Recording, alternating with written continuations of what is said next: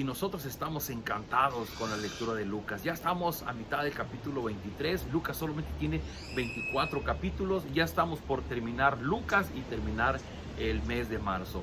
Así es que vamos pronto a la lectura de hoy. Estamos en Lucas 23, versículos del 26 al 31. Y el día de ayer vimos cómo Pilato, este señorón, se portó muy cobarde ante una injusticia que se estaba cometiendo, y él fue testigo junto con Herodes de decir: es que este hombre no tiene por qué pagar ningún mal, porque ningún mal ha hecho, no merece ir a la muerte. Pilato fue un testigo importante que avala que el Señor Jesucristo no merecía ir a la muerte. Lo vimos el día de ayer. Pero hoy leemos en el versículo 26 y dice: los soldados se llevaron a Jesús para clavarlo en una cruz.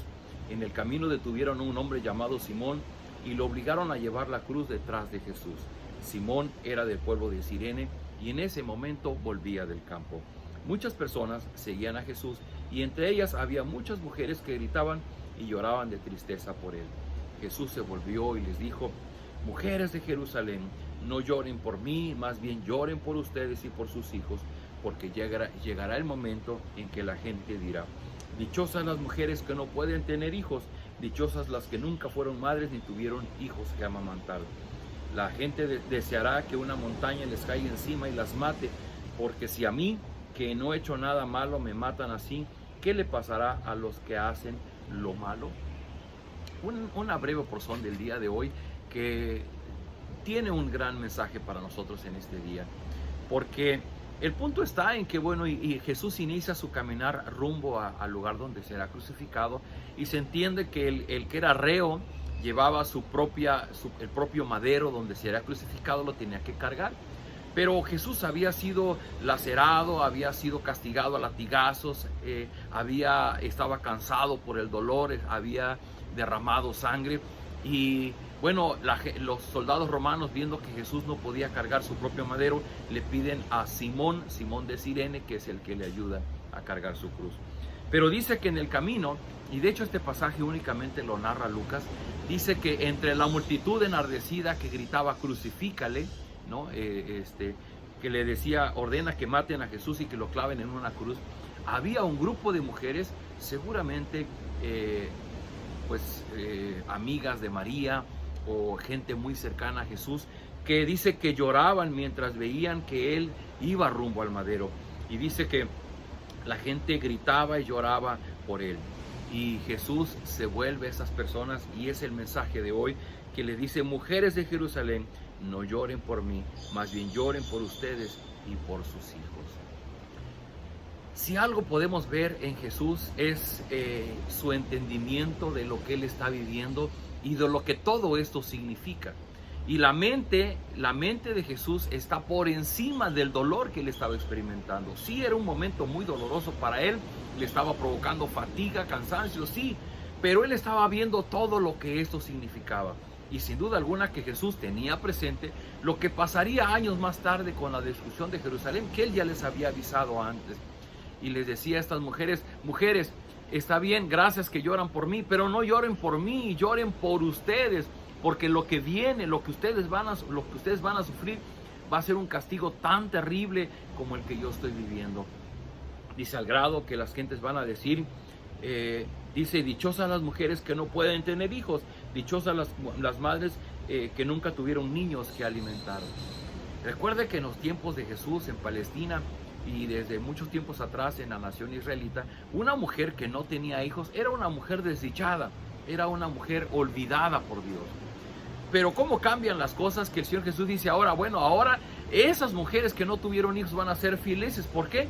Porque todas las mamás que tuvieron sus hijos, y son hombres que van a ir a la guerra, son hombres que van a ser martirizados, y dice, pues las mamás obviamente van a sufrir el dolor de ver que matan a sus hijos, de cómo castigan a sus hijos, de cómo lastiman a sus hijos.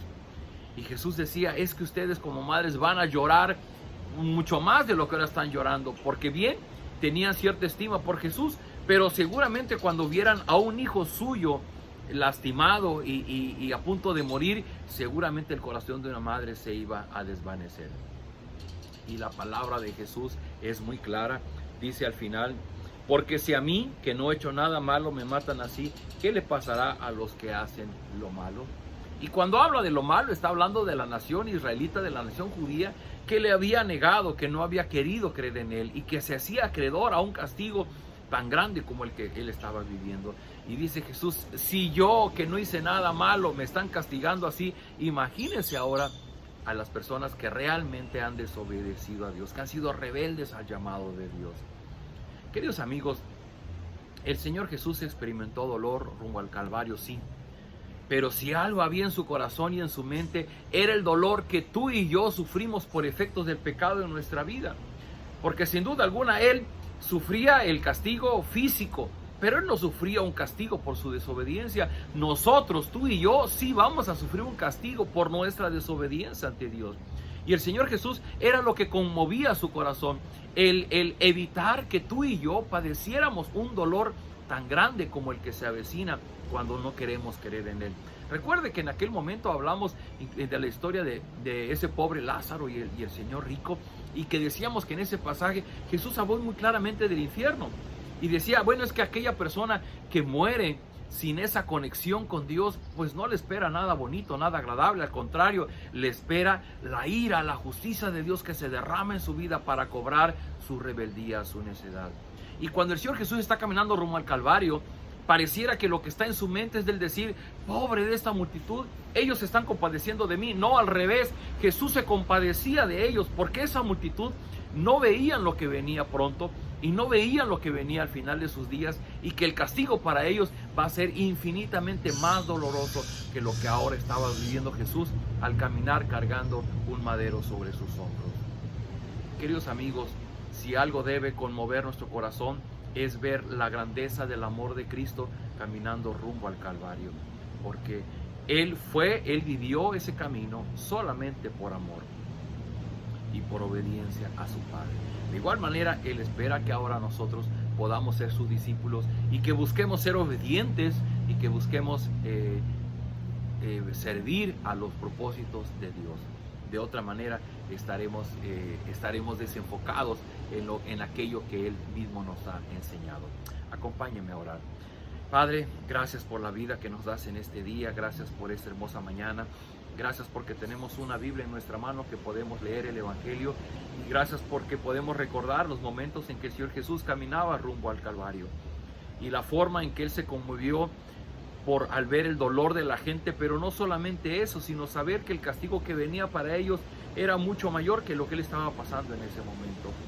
Señor, de igual manera el Señor Jesús, por compasión, por amor a nosotros, se entregó en la cruz del Calvario para que nosotros no suframos bajo tu ira, bajo el castigo eterno que tú tienes preparado para aquellos que nunca han querido creer en ti. Yo ruego, Señor, por la persona que mire este video, yo ruego que tu Espíritu quite la venda de sus ojos y que le permita comprender las verdades del Evangelio, que le permita darse cuenta de lo valioso y de lo importante que es esto que Cristo hizo, que lo hizo en nuestro lugar. Que hoy día, Señor, nos acostumbramos a lo religioso, nos acostumbramos a hacer cosas buenas, pensando que de alguna manera vamos a ganar tu favor, pero eso no será posible. Será posible únicamente a través de lo que Cristo hizo en nuestro lugar. Señor, danos de tu gracia en este día, fortalece nuestra voluntad para obedecerte, para amarte. Guíanos a tomar sabias decisiones en este día. Te lo rogamos en Cristo Jesús. Amén. Queridos amigos, pues un abrazo de su Iglesia Cristiana Península Viva. Nos vemos el día de mañana.